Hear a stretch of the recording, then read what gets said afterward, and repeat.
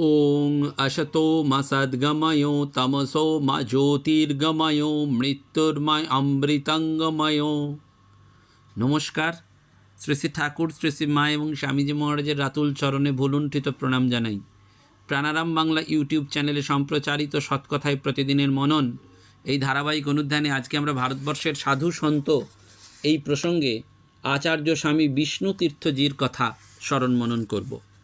একটি অসাধারণ গ্রন্থ আমাকে প্রেরণ করেছেন, যে গ্রন্থের নাম হিমবন্ত হিমালয়ের সাধুসঙ্গ।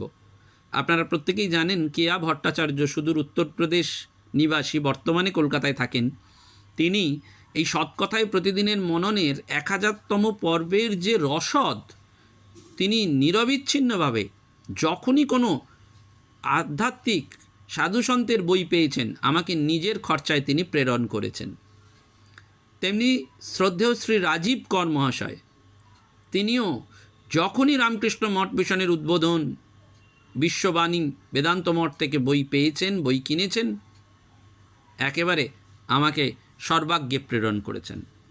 কেয়া ভট্টাচার্য এবং রাজীব করের প্রতি আমার আভূমি শ্রদ্ধা, প্রণাম, কৃতজ্ঞতা সমস্ত কিছু অন্তরের, যে তারা না থাকলে এইভাবে পাশে এগিয়ে যেত না। এই হিমবন্ত হিমালয়ের সাধুসঙ্গ প্রসঙ্গের শুরুতেই আমি একজন সন্ন্যাসী মহারাজের কথা স্মরণ করব, যার নাম স্বামী ভবেশানন্দ গিরি বলে বাবা বলে পরিচিত। খুব সাম্প্রতিককালে 4 জানুয়ারি 2026 সালে জালালসি মা শারদা বয়স্ক সহায়তা কেন্দ্র থেকে বক্তৃতা দিয়ে ফেরার সময় জ্ঞানানন্দ ব্রহ্মানন্দ আশ্রমে প্রণাম করার সময় এক সন্ন্যাসী মহারাজকে দেখলাম। বৃদ্ধ সন্ন্যাসী, জ্যোতির্ময় মুখমণ্ডল।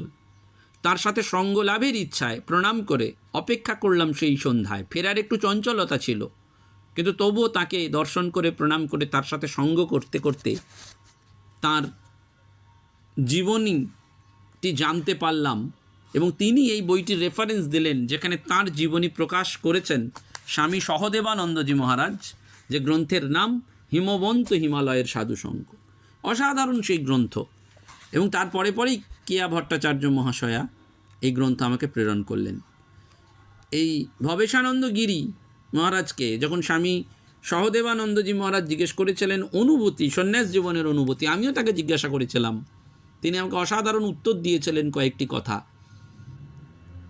সেটি আমার নিজস্ব ব্যক্তিগত মণিকঠায় থাকুক, কিন্তু স্বামী সহদেবানন্দজি যখন তাকে জিজ্ঞাসা করেছিলেন, তখন তিনি অতুল প্রসাদের একটি গান গেয়ে শুনিয়ে বলেছিলেন, আমায় রাখতে যদি আপন ঘরে বিশ্ব ঘরে পেতাম না ঠাঁই। অর্থাৎ বিশ্বের সকলের মধ্যে তিনি যেন ঠাঁই পেয়েছেন। ভারতবর্ষ আধ্যাত্মিকতার দেশ। এই অধ্যাত্ম ভারতবর্ষে আমরা তাই আজকে স্বামী বিষ্ণুতীর্থজির কথা স্মরণ করব।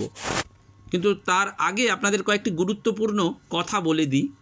আগামীকাল 26শে জানুয়ারি মূল্যবোধের আলোকে জীবন গঠনের যে সম্মেলন বরানগর মাতৃস্মৃতি মন্দিরে অনুষ্ঠিত হবে দুপুর 3টে থেকে। আপনাদের প্রত্যেকের জ্ঞাতার্থে যে রেজিস্ট্রেশন কাউন্টার ওপেন হবে ঠিক দুপুর 2টোয়। আপনারা নিজ দায়িত্বে বরানগর মাতৃস্মৃতি মন্দিরে আসবেন। ব্যানার্জি পাড়া, আলমবাজার রামকৃষ্ণ মঠের ঠিক পাশের গলিটির নাম তাঁতিপাড়া। এই তাঁতিপাড়াতে এসে ব্যানার্জি পাড়া বলে শ্রী অসীম কুমার ব্যানার্জি মহাশয়ের নাম বললেই বা বরানগর মাতৃস্মৃতি মন্দির বললেই আপনাদের যে কেউ এখানে দেখিয়ে দেবে। আপনারা গাড়িটি একটু নিজ দায়িত্বে রাখার চেষ্টা করবেন, কারণ যেহেতু সেদিন অনেক পাবলিক অনুষ্ঠান ক্লাবে মাঠে হবে, তবুও আমরা চেষ্টা করেছি আমাদের সাধ্যমতো। বুঝতে তো পারছি না ঠিক কতগুলি গাড়ি আসবে।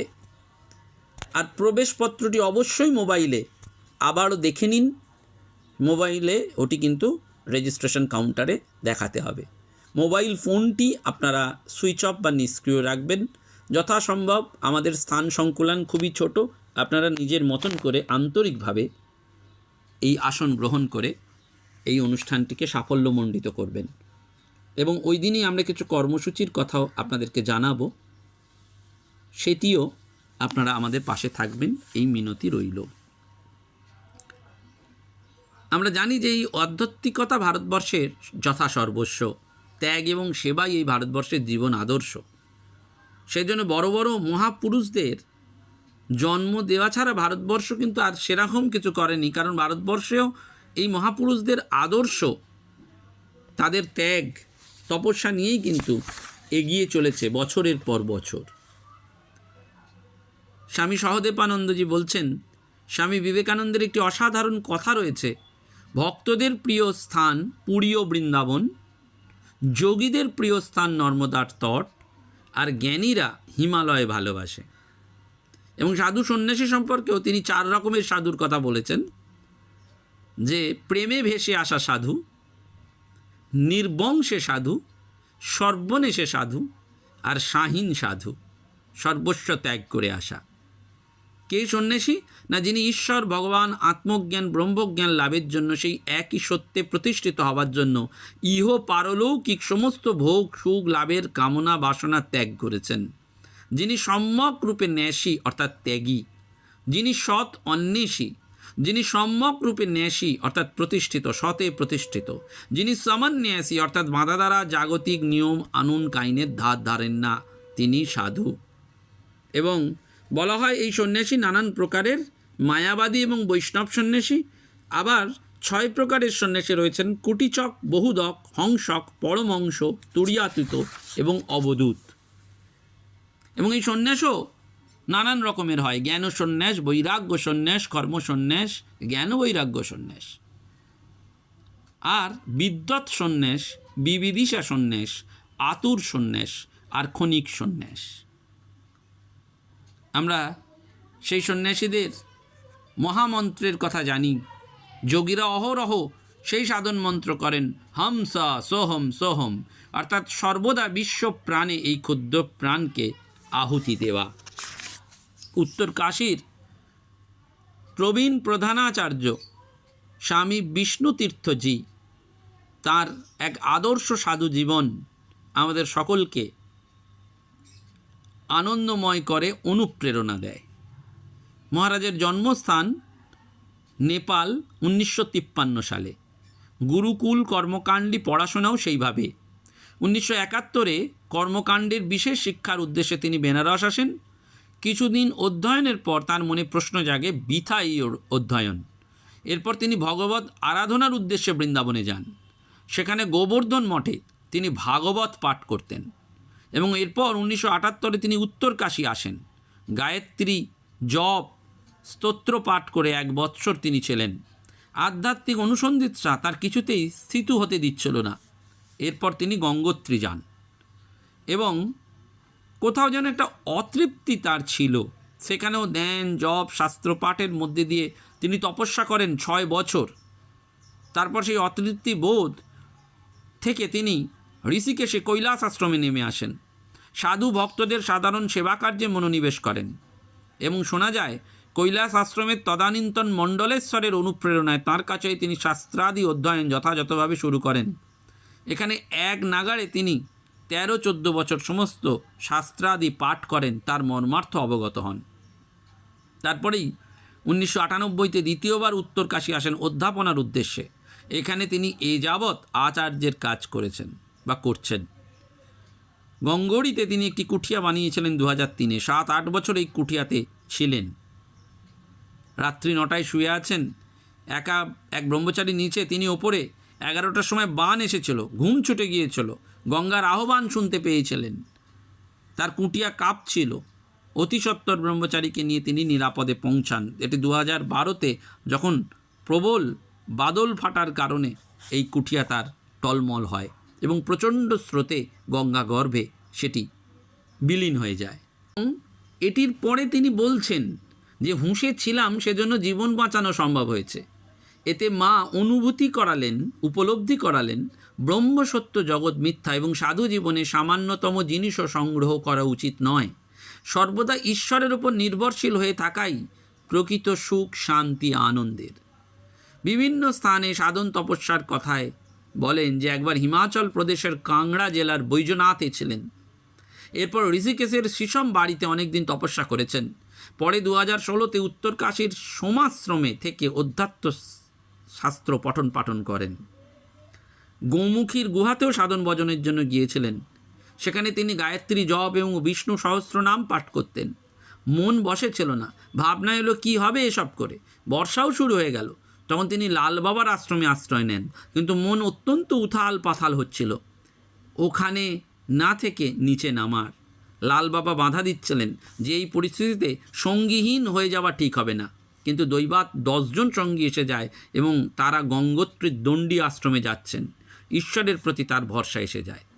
বৃন্দাবনেও তিনি বেশ কিছুদিন ছিলেন, ভাগবত পাঠ করতেন, কিন্তু প্রচণ্ড ম্যালেরিয়ার কবলে পড়েন এবং তারপরে তিনি হসপিটালে ডাক্তার দেখাতে আসেন কোনো একজন এবং কালীবাবা হসপিটাল তথা রামকৃষ্ণ মিশনে নিয়ে যান।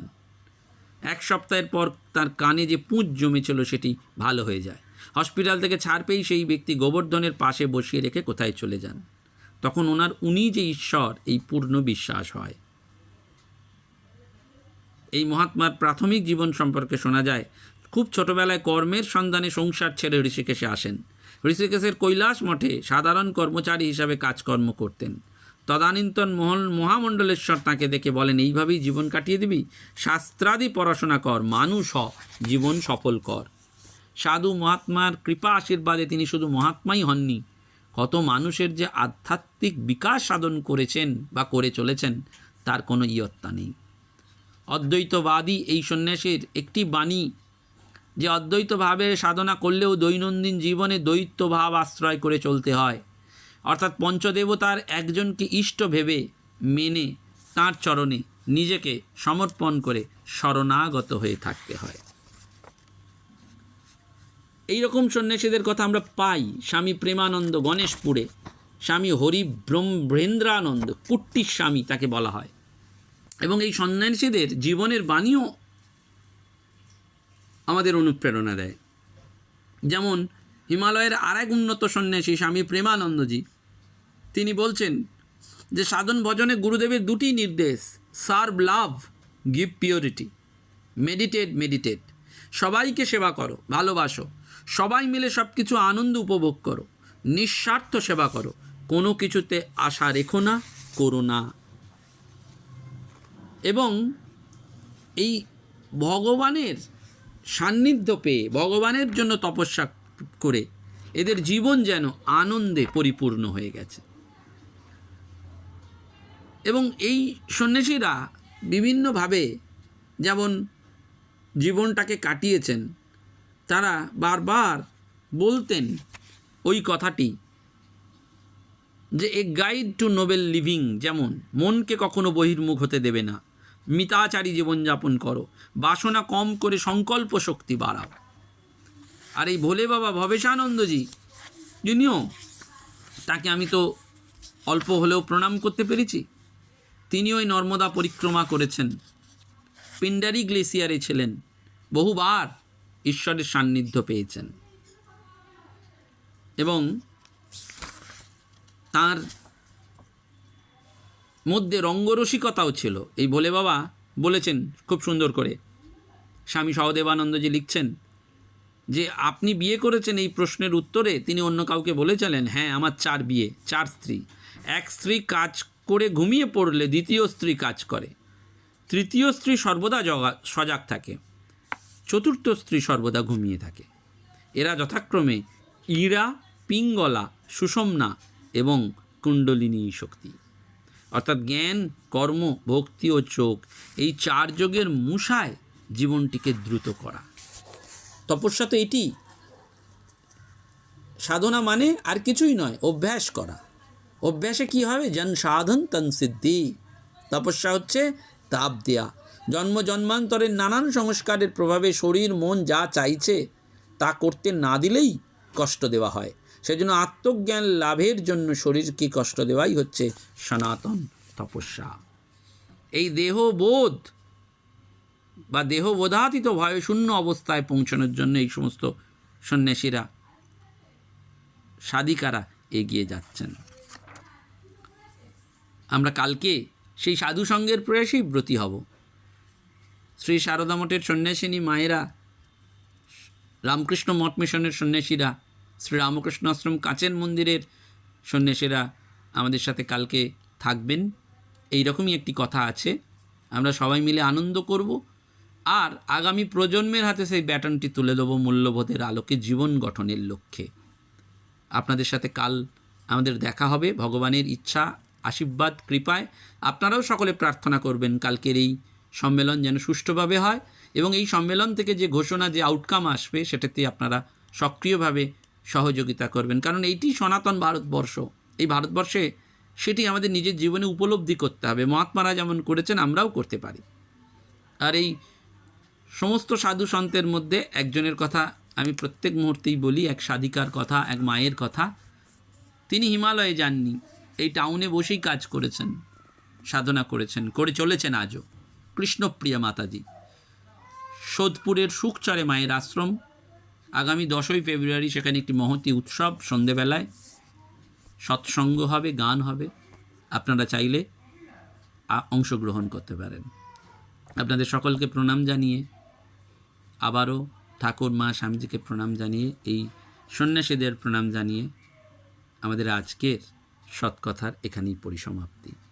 নমস্কার, ধন্যবাদ। প্রাণারাম প্রাণারাম প্রাণারাম প্রাণারাম প্রাণারাম প্রাণারাম। কি যেন লুকানো নামে তাই মিষ্ট এত তব নাম। প্রাণারাম প্রাণারাম প্রাণারাম প্রাণারাম প্রাণারাম।